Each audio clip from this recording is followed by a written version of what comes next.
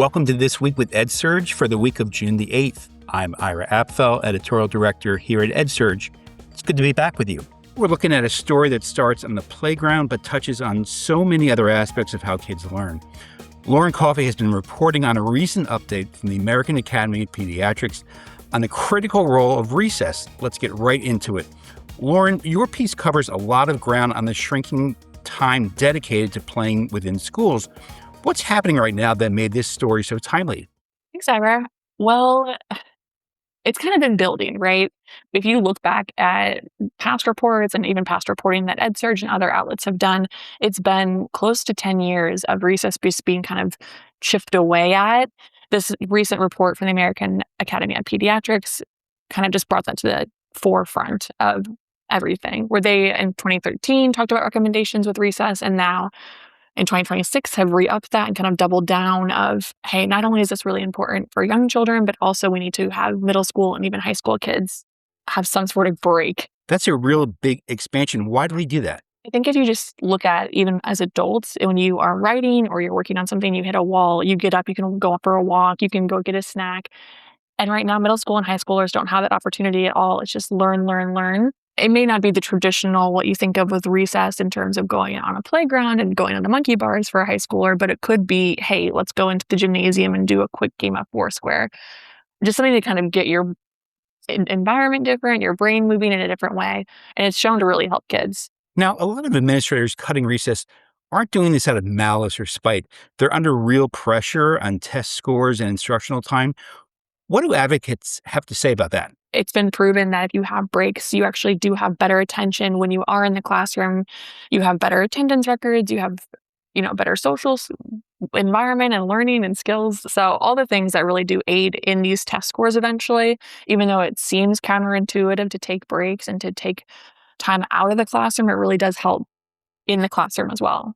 And I'm wondering, how are they balancing the need to have more structured class time with this push for more recess and playtime? Is there something that you uncovered in your reporting that also indicates that they're kind of making headway, or how they're trying to attack all this? I mean, that's kind of the million-dollar question right now. Most of the people that I spoke with, the experts said, people want kids to have breaks, but it's just, okay, when is that going to happen? When are we going to cut, 10 minutes from science class and 5 minutes from math class to have these kids go outside for 30 minutes? And that's kind of the big issue right now, is finding that balance. I mean, you've had some people who try and incorporate that in and cut here and there, and that's kind of what we're seeing, but it's very much like a patchwork effort. There's no hard and fast rule. It's kind of each school is figuring out what works best for them. So your story mentions a school where offering extra recess moved the needle on attendance. That seems almost too simple. Why would recess affect kids showing up to school? It is pretty simple, actually. There is the school that you're referencing is called Massachusetts Bedford High, and they saw chronic absenteeism drop from 35% to 23%, meaning kids that were not showing up pretty consistently now started to come. And I mean, it's a pretty big jump. I think the thought process behind that is just kids are simple. And I mean, even with adults, you want a welcoming environment. And if they know they're going to a high school where they're going to be sitting in a desk for 8 hours a day straight, that's not very enticing versus knowing that, okay, on Fridays we get a break, we can hang out with our friends and chat. That's a lot more enticing for them to come to school. And so I think it is pretty simple. And one of those things that a lot of schools should be looking at as a outside of the box way to address this pretty big issue. Not every district can bring in one of the groups you mentioned to help create a play curriculum. What does good recess look like for a school that has almost no resources? Yeah, what's nice is that recess is pretty simple and that kids are pretty easy. Play is one of those things that kids know how to do inherently. You don't have to teach them how to play or use their imagination, despite some reports saying otherwise, if kids don't know how to use their imagination now. The big thing that people recommended was having specific spaces for play. So not just having them all go out on the blacktop and telling them go for it, because then kids will just stand up like to the side and not really know what to do or how to join in. But having a specific area for Foursquare or having a jump rope and just giving them a little bit of parameters around these things seem to really help. But then also just allowing them to do what they want. So if there's a game that they are playing, kickball, for example, but they're doing different rules, just let them do that. I think a lot of people try and make it sure it's the right way, when the right way is just making sure they play in general. You write in your article that state and federal efforts to mandate recess have never come with funding. So, who can actually move this forward? Is it advocates? Is it parents, teachers, the AAP? Yeah, kind of all of the above. The AAP specifically recommended things for pediatricians, but they were trying to do a little bit more of here's what parents can do as well. There's a lot of advocates right now. It's called Say Yes to Recess, and there's like 17 chapters across the nation right now, mostly parent backed, and just they're pushing for 60 minutes a day, which feels like a big undertaking. Just going to your local school board and saying, can we please do this? And talking to teachers and seeing which ones are kind of willing to advocate for that. And a lot of it is just like a grassroots effort. I think most of the people I spoke with said if it's a federal thing or a state thing, it's just not going to work because there's no one size fits all. This is the first time the AAP has updated its recess guidelines since 2013. I'm wondering how big of a deal this is, meaning, is someone going to listen to this? Does this pronouncement from AAP carry a lot of weight because it's such a influential organization, or is this kind of more of a let's get a conversation started kind of a thing? It's probably more of the latter of like, let's just talk about this a little more. And it's nice to have a group like the AAP that is pretty highly regarded in most circles kind of weigh in on this. They just did a study as well about screen time, and we're pretty against that. And similar things, they're not putting these out in order to make, these huge splashing changes. It's more of just putting their stance out there and saying, hey, these are conversations we should be having. Lauren, is there anything else from the story that you wanted to mention? Anything else that really stood out to you as a reporter? One thing I didn't get to really write about at all in the story, just because we were running out of space, was the effects of climate change on recess, and also like socioeconomic and urban versus rural environments where, again, they're not one size fits all. One thing that's going to work for a rural school with lots of green space, for example, will not work in an urban school that may have blacktop. And if it's, August and it's really, really hot outside, you can't have the kids just out there. The effects of climate change on recess, where people are saying they don't want to go out when it's really cold or really hot. But experts all said that studies have shown, regardless of the extreme temperatures, either one way or the other, that children still want to go outside and do play and have recess. So I think that was an interesting point that definitely will be continued to be talked about as these issues progress. Lauren, this is one of these stories where the answer seems obvious once you lay out the evidence. Thank you so much for the reporting, and we'll make sure to link the full piece in the show notes. What happens when kids are kept from unstructured, real-life experience? Lauren just walked us through the fight over recess. The next story gets at something similar, but with some higher stakes. The Surgeon General just issued a formal advisory on screen time in children. It's a big swing from a federal health office, and it landed in the middle of an ongoing national argument about phones in schools. Nadia Tamez-Robledo has the story. Nadia, let's talk about it. This advisory came from the HHS Secretary's office. Walk us through what the advisory is actually saying and who's behind it. Thank you, Ira.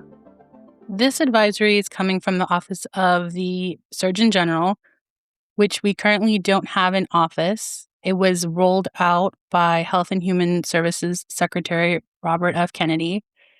And this advisory calls for what researchers and educators have been talking about for a long time, which is a reduction in screen time, or at least more variety in activities that students are doing throughout the day to get them off of their screens. And this advisory came from HHS Secretary RFK Jr., not an active Surgeon General. Does that change how seriously schools and researchers are taking it, or does the institutional weight of the advisory still carry? I detected a little skepticism in the reaction so far, just because Secretary Kennedy has been a little controversial in some of his decisions in his position, but he's really echoing a lot of what researchers and educators are already saying. And your story includes a researcher who's careful to say the evidence shows correlation, not cause and effect. That feels like an important caveat. How does that play out in this very heated debate where people want clear answers? I think researchers are being really careful because there's a big temptation to say these two things are related, therefore screen time causes these negative effects like sleep deprivation, attention problems, mood problems. But researchers want to be very clear that there's no evidence yet that one supports the other or one causes the other, and there could be other factors contributing to these issues that schools are seeing in kids. So they don't want to close off. And I guess that must make it really complicated for students and families because there's no overwhelming evidence about anything. So to hear a advisory like this, it must be met with some confusion or even a little bit of skepticism. Would you say that's true? I would say so. There's definitely a desire for just an answer to the problem, something to point at to say this is the cause. But the good thing is that at least, like this advisory outlines, there's a lot of agreement on some potential solutions. So let's get right to that. What do you see listed as the solutions or potential solutions, steps that people can take to address these challenges? One of the interesting things that an expert that I spoke with mentioned was that not all screen time is equal. There is positive screen time, like education apps, things that are enriching, and then screen time that has a more negative effect, which are things like images that are moving quickly or things that have advertisements for children. So one of the solutions is monitoring and evaluating what kids are seeing on their screens and making sure that it's high quality. And some of the other recommendations have to do for schools with having more outdoor activities or activities away from screens. And then there's some bigger mountains to climb in the recommendations for the tech companies. Yeah, and the advisory calls out social media companies directly, the algorithms, for example, the notifications, the warning labels that appear every time someone opens an app. Is there any indication the industry is going to respond, or is this mostly just aspirational? Based on what the expert I've spoken with have told me, tech companies are going to want to protect their reputations. They want to have good relationships with the adults who give kids access to their phones and to these pieces of technology. So there likely will be some response. We see it already with some of the social media apps like TikTok or Instagram that have rolled out some parental controls. But really, these companies don't make money if people don't use their apps. Some of the advocates I've spoken with would say that there hasn't really been a concerted effort from tech companies to make sure that children are spending less time using their products. I want to get back to a second to a point that you touched on earlier about not all screen time being the same. So the expert you spoke with makes the point that quality education apps shouldn't be lumped in with TikTok. And I guess that kind of makes sense. Do schools and parents actually draw that line in practice, however? I think we're going to have to see that play out in practice. We've reported on concerns that advocates have about how school technology or phone bans could affect students who have IEPs or students with disabilities who use assistive devices, potentially causing those devices to be banned. So the concern is that assistive devices and things that help students with IEPs do their schoolwork or get through the day could be caught up in screen time reductions.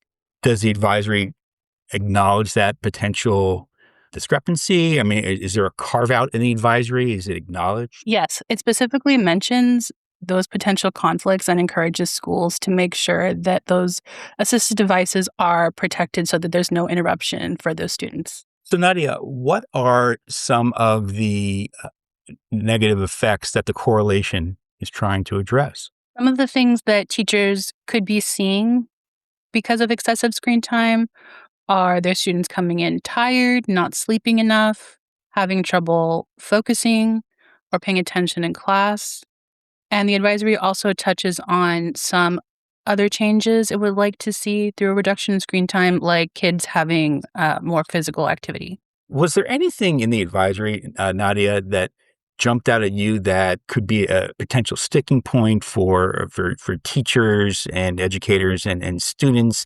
Anything that could be confusing? Anything at all that also was kind of had you thinking, that's a little vague, or that could be problematic? I don't think anything jumped out at me for schools. What jumped out to me as something that could be a really big challenge is all of the recommendations for tech companies, because essentially this advisory is asking them to help get kids off of their apps. And that's the opposite of what they want to do. They want to create that familiarity and those relationships so that those young people become their future customers.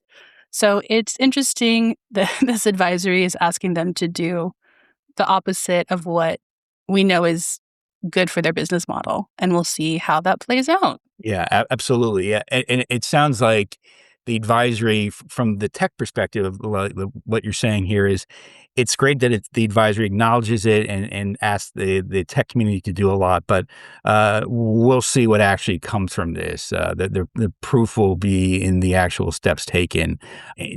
Have they acknowledged the advisory at all? Have they kind of pushed back and said this is doesn't make any sense, we don't like this? Or have they said, yeah, thanks, we'll take it under consideration? I think we can surmise from the tech company reaction to the verdict in the social media addiction case in California that they're not going to be too excited about implementing some things like no longer sending notifications or changing the algorithm or getting rid of the algorithms that they use on these apps for some of the younger users.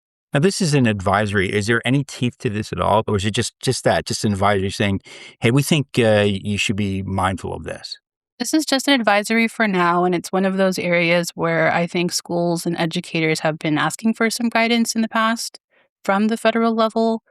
We never know with this administration. Earlier on, the president was sort of dictating by executive order. We certainly could see this go from just advice to directives in the future. When you're talking to experts for this story, what did they tell you, or what advice did they give you to tell listeners what they can do regarding the advisory? What should people be doing, teachers and families and students and the like, to kind of put the advisory to action, or to what can they take from it?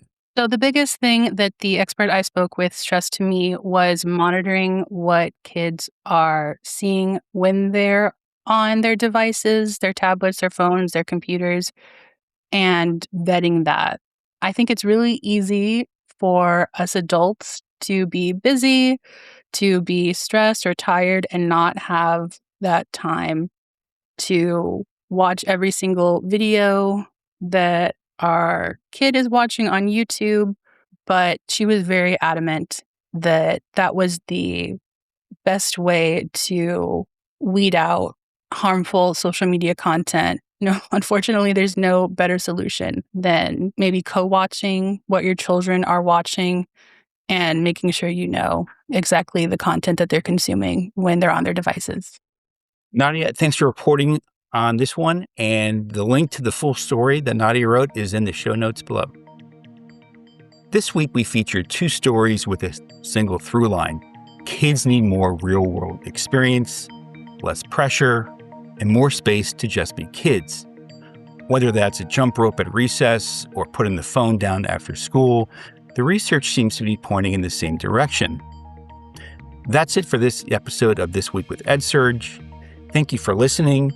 If you want to read the stories we talked about today, check the show notes or head to edsurge.com/news for the latest from the team. For Nadia, Tamez-Robledo, and Lauren Coffey, I'm Ira Apfel.